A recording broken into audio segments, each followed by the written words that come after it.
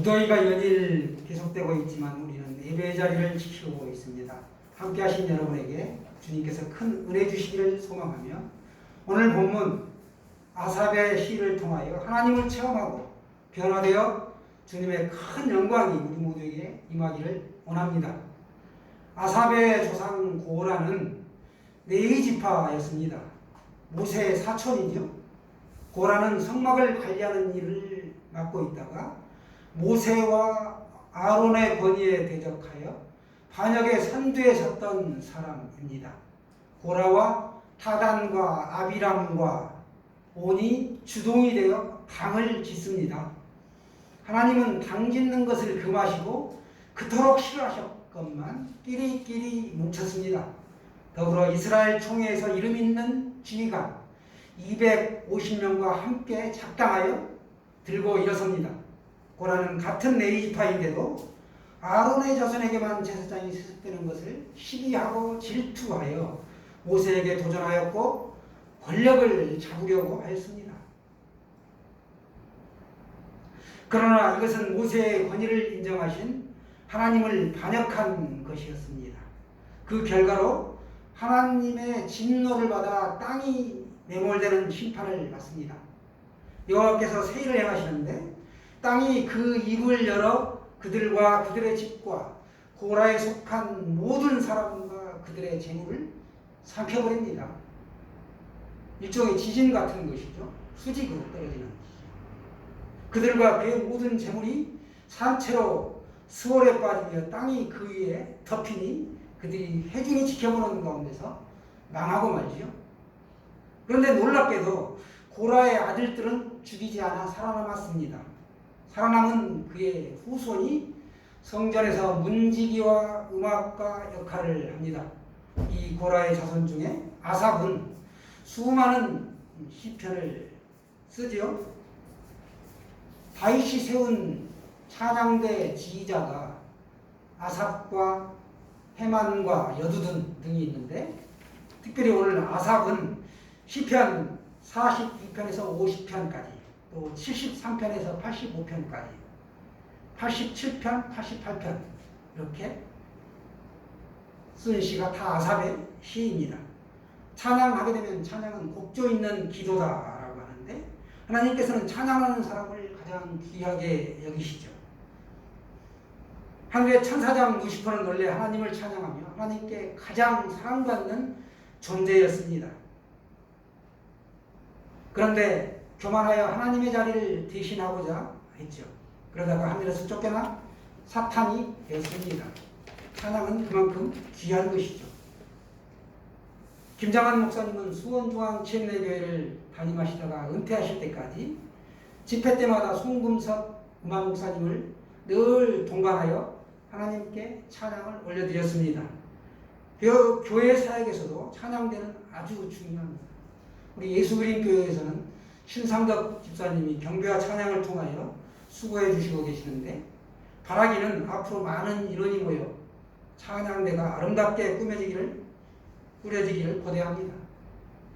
오늘 본문에서 우리는 아삽의 변화를 발견할 수 있습니다. 아삽은 죄인의 자손임에도 불구하고 새로운 신앙인으로 변화되어 하나님께 영광을 올려드렸던 사람이죠.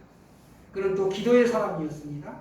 기도는 하나님을 체험하는 가장 좋은 길이죠. 중요한 것은 기도의 목적이 하나님을 알아가는 것이어야 한다는 것이죠. 내 뜻을 이루어달라. 물론 중요하죠.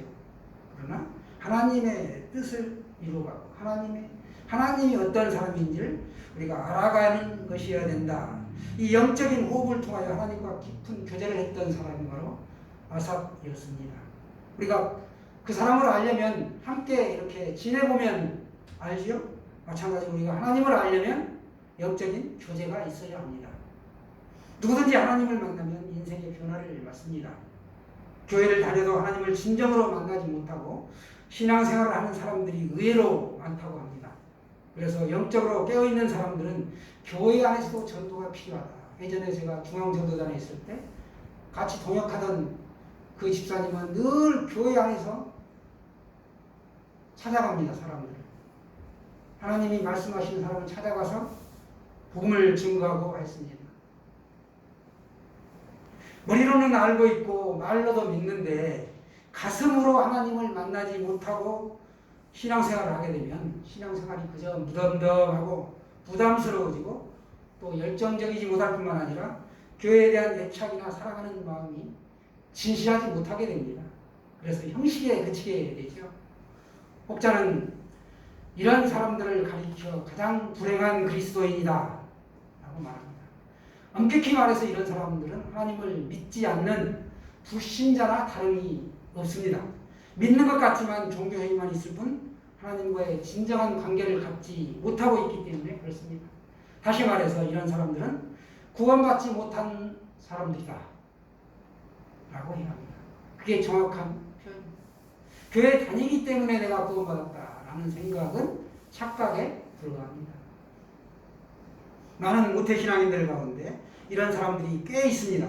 습관적으로 교회는 나가지만 하나님을 직접 체험하지 못하고 적당히 교회와의 관계만 유지하는 사람들입니다.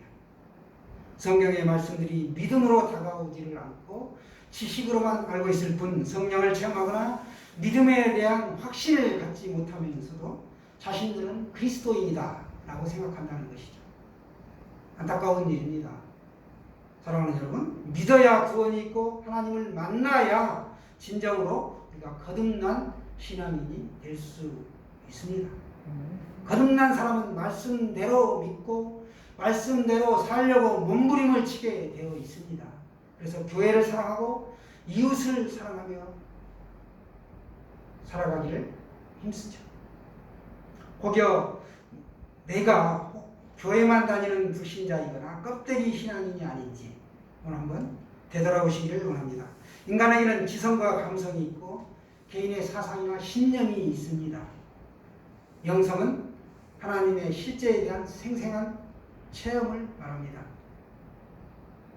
바람이 눈에 보이질 않죠? 그런데 산들바람이 내 뺨을 스치면 바람이 실제한다는 것을 우리가 느낄 수 있습니다. 사람이 어떻게 영이신 하나님을 체험할 수 있을까요? 그것은 하나님의 영, 성령의 도움이 없이는 불가능합니다. 우리가 하나님을 체험한다는 것은 곧 이 땅에 사람의 몸으로 육신을 입고 오신 이 예수 그리스도가 승천하신 이후에 하나님께서 우리에게 보내주신 가장 귀한 선물, 성령을 체험하는 것이다 라고 말씀할 수 있습니다. 즉 하나님 체험은 우리의 영이 하나님의 영을 인식할 때 일어납니다. 이러한 하나님의 인식은 나 자신의 외부에 있는 어떤 객관적인 대상을 인식하는 것이 아니라 내 안에 계신 성령님을 체험하는 것입니다. 동시에 내가 성령님 안에 있음을 체험하는 것이죠. 내가 주님 안에, 주님이 내 안에 계시는 것을 말합니다. 다 같이 한번 저를 따라해 보실까요? 내가 주님 안에, 주님이 내 안에. 내가 주님 안에, 주님이 내 안에. 믿습니까? 아멘. 어느 때 하나님을 체험할 수 있는가 하면 하나님을 우리가 오늘처럼 예배할 때, 말씀을 읽거나 들을 때, 기도할 때, 찬양할 때는 물론이고 우리가 자연 속에서 하나님께서 만드신 피조물을 바라보고 느낄 때도 이와 같은 하나님의 신비한 체험이 일어납니다. 성도가 하나님을 체험하면 변화는 반드시 오게 되어 있습니다. 예수님께서 베드로와 야고보와 요한을 내리시고 높은 산에 올라가 변형되셨듯이 우리도 주님을 만나고 변화되어 주님의 영광을 체험해야 하는 것입니다. 체험하면 주님의 영광이 우리 모두에게 임합니다. 그렇다면 우리가 어떤 하나님을 체험해야 될까요? 첫 번째, 세상을 부르신 하나님을 체험해야 합니다. 요한복음 3장 16절 말씀 아시죠? 하나님이 세상을 어떻게 사랑했다? 어떨만큼? 이처럼 사랑했다. 어떻게까지?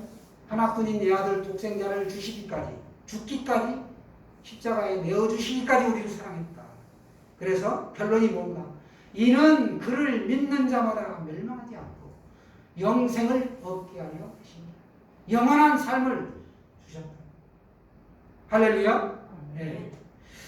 죄악 가운데서 죽을 수밖에 없는 우리를 하나님께서 사랑하시고 독생자 예수 그리스도를 세상에 보내주시고 누구든지 그를 믿기만 하면 멸망하지 않고 구원을 받아 영생하도록 하셨습니다. 믿음으로 구원을 받아 영생을 얻는 것은 확실한데 내가 하나님을 스스로 믿는가? 아니면 하나님께서 부르셔서 믿는가? 어느 쪽일까요? 어떤 사람들은 내가 믿어서 구원을 받았다라고 생각합니다. 그러나 이것은 인본주의 쪽에 약간 기운 대답이죠. 하나님께서 우리를 부르셔서 예수님을 믿고 구원받는다는 신앙이 정답입니다. 교회는 헬라어로 에클레시아라고 하는데 이 말은 세상에서 구별하여 부름받은 사람들의 모임이라는 뜻입니다. 우리가 스스로 믿음을 간 것 같지만 큰 틀에서는 하나님께서 믿음을 주셔야만이 그 안에서 우리가 시인하고 받아들이는 것이죠. 아삽은 1절의 시작을 오늘 뭐라고 말합니까? 1절을 보십시오. 전능하시니 여호와 하나님께서 말씀하사 해돋는 데서부터 지는 데까지 세상을 부르셨도다 라고 썼습니다. 하나님은 세상 어디에나 안 계신 곳이 없으시다는 것이죠. 옛날에 영국이 해가 지지 않는 나라다라고 했는데 이쪽에서 영토가 하도 넓으니까 해가 뜨면 반대쪽에서는 해가 지는 거죠. 그래서 해가 지지 않는 나라다. 하나님의 나라는 이 세상 나라보다 훨씬 더 크고 장엄하고 우리가 말로 다 할 수 없죠. 해 뜨는 데서부터 해 지는 데까지 라고 성경은 표현하고 있습니다. 지구 전체에 있는 택정한 우리를 부르셨습니다. 예수님께서 제자들을 부르시고 높은 산에 오르신 것처럼 우리를 부르셔서 너희는 거듭나라 라고 말씀하십니다. 첫 번째 우리가 하나님을 만나는 체험, 어떤 체험을 해야 되느냐? 세상을 부르신 하나님, 이 하나님을 체험해야 한다는 것이죠. 이어 성도는 어떤 하나님을 만나야 되느냐? 두 번째, 광채를 비추시는 하나님을 체험해야 합니다. 여기에 보면 시온이라는 단어가 나오는데 시온은 통상 예루살렘 성을 둘러싸고 있는 일종의 산맥들인데 이게 시온산이 쫙 펼쳐 있는 겁니다. 예루살렘이라는 도시를 보호하는 산맥이 시온입니다. 좁게 이야기하면 시온이라는 작은 언덕이 있는데 그 요새를 시온이라고 불렀다가 그것이 확장되어서 계속 확장되고 넓은 의미로 사용되다가 이걸 다윗 시대의 다윗성이다라고 불렀고 솔로몬 시대에 와서는 성전 주변과 시온 전체를 포함하여 그러니까 북쪽 언덕 예루살렘 성전 도시 전체를 가리켜서 시온이라고 불렀습니다. 그래서 이게 더 나아가서 예루살렘 전체의 백성과 이스라엘 민족을 지칭하는 이름이 되었습니다. 오늘 아삽은 2절에서 온전히 아름다운 시온에서 하나님이 빛을 비추셨도다 라고 말씀합니다. 노래하는 것이죠. 엄격하게 말씀드리면 그의 시는 놀랍게도 예수께서 베드로와 야고보와 요한 수제자들을 데리시고 따로 높은 산에 올라가셨더니 그들 앞에서 예수님의 그 얼굴이 변화되신 겁니다. 변형되신 것이죠. 변모되신 것입니다. 그 얼굴이 해같이 빛나며 옷이 빛과 같이 휘어졌더라 라고 마태복음 17장 1, 2절에 나타나 있습니다. 이 말씀과 연관이 되어 있는 말씀입니다. 높은 산은 시온과 통하고 주님의 얼굴이 해같이 빛나며 옷이 빛과 같이 휘어졌다. 이 말씀은 하나님이 빛을 비추었다, 비추셨도다 라는 말과 통하는 말씀입니다. 그래서 우리가 시온은 하나님을 만나는 곳입니다. 우리는 시온과 같은 곳, 즉 하나님을 만남으로 하나님의 광채를 체험하게 됩니다. 성도는 어떤 하나님을 만나야 하는가? 세 번째, 땅에 말씀을 선포하신 하나님을 체험하는 것입니다. 하나님은 지금도 우리에게 말씀하시고 있습니다. 하나님의 말씀은 시공간을 초월하시고 장소와 시간에 구애되지 않습니다. 언제 어디서나 동일하게 선포되고 있습니다. 그런데 중요한 것은 우리가 하나님의 말씀을 들을 수 있는 이 영적인 귀가 준비되어 있느냐라는 것입니다. 그래서 성경에 보면 귀 있는 자는 들을지어다. 귀가 다 있는데 무슨 귀 있는 자 들으라고? 영적인 귀를 말씀하고 있는 것이죠. 아무리 좋은 하나님의 말씀이 선포되어도 영혼의 귀가 열려있지 않으면 들을 수가 없지요. 주님께서 하나님께 속한 자는 하나님의 말씀을 듣나니 너희가 듣지 아니하면 하나님께 속하지 아니하였음이로다. 이렇게 말씀하셨습니다.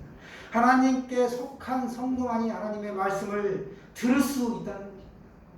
하나님께 속하지 않는 불신자는 하나님의 말씀을 들을 수 없습니다. 듣기는 들어도 육신의 말로 들릴 뿐 아무런 감동이 없다는 것입니다. 아삽은 계속해서 4절 5절에서 뭐라고 노래합니까? 우리 모두 4절 5절 말씀을 한번 같이 읽겠습니다. 시작. 이르시되 나의 성도들을 내 앞에 모으라. 그들은 제사로 나와 언약한 이들이니라 하시도다. 하늘이 그의 공의를 선포하리니 하나님 그는 심판장이시니로다. 하나님 우리와 언약한 백성들이 바로 우리다. 하나님의 언약 백성이라는 것이죠. 그래서 하나님이 자기 백성을 판결하시려고 위 하늘과 아래 땅에 선포하여 이르시되 나의 성도들을 내 앞에 모으라. 성도들을 모으라는 것입니다. 왜? 판결하시고 심판하시려고. 그들은 제사로 나와 언약한 백성들이다. 이렇게 말씀하십니다. 하나님께서 자기 백성을 판결하시려고 땅에 말씀을 선포하여 성도들을 모으라는 시를 썼습니다. 말씀을 들으라는 것이죠. 말씀을 들을 때 우리가 하나님을 만나게 됩니다. 베드로도 높은 산에서 변모되신 주님에게 얘기하죠. 여기가 좋사오니 주님 여기가 좋사오니 이대로가 좋사오니 초막셋을 짓고 살고 싶다 라고 주님께 말했습니다. 지금 이대로가 좋다는 것이죠. 베드로가 이렇게 엉뚱한 말을 했을 때 주님께서는 책망하십니다. 너희는 그의 말을 들으라. 하나님께서도 이렇게 말씀하시고 예수님은 너희는 나의 말을 들으라. 예수님의 말씀을 들으라는 것입니다. 이렇게 선포하셨습니다. 같은 차원에서 아삽의 시 역시 너희는 하나님의 말씀을 들으라. 즉 예수님의 말씀을 들으라는 것입니다.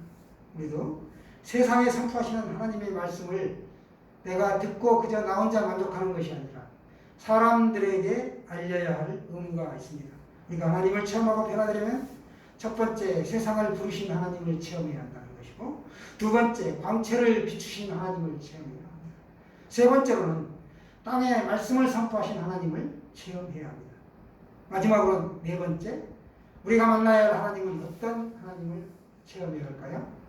공의를 선포하신 하나님을 체험해야 합니다. 사랑과 공의는 하나님의 속성이죠.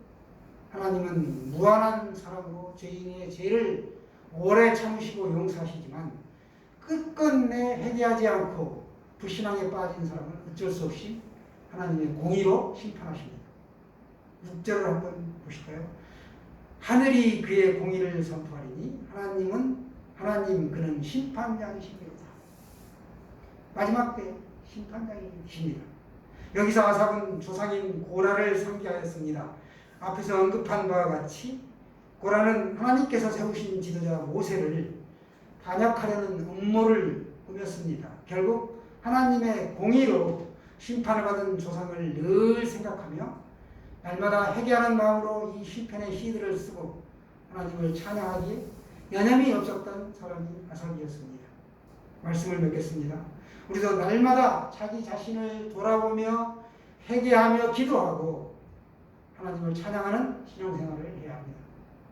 아무리 잘 믿는다고 해도 하나님의 심판을 두려워하지 않고 교만하면 그의 신앙은 반드시 변절되고 말 것입니다. 그렇게 되면 하나님을 체험했다고는 하지만 심판을 피하기 어렵습니다. 하나님을 체험한다는 것은 두렵고 떨리는 마음으로 하나님을 만나 영광을 바라보는 삶입니다. 우리 주님께서 높은 산에 올라가셔서 제자들에게 변모되신 모습을 보여주신 것은 우리도 주님을 체험하고 변화되라는 뜻에서였습니다. 세상을 부르신 하나님과 광채를 비추신 하나님, 땅에 말씀을 선포하시는 하나님, 또 공의를 선포하시는 하나님을 성도가 체험하면 변화는 반드시 오게 되어 있습니다. 우리 모두 하나님을 만나고 변화를 받아 주님 영광 위에 사시기를 축원합니다. 준비하시니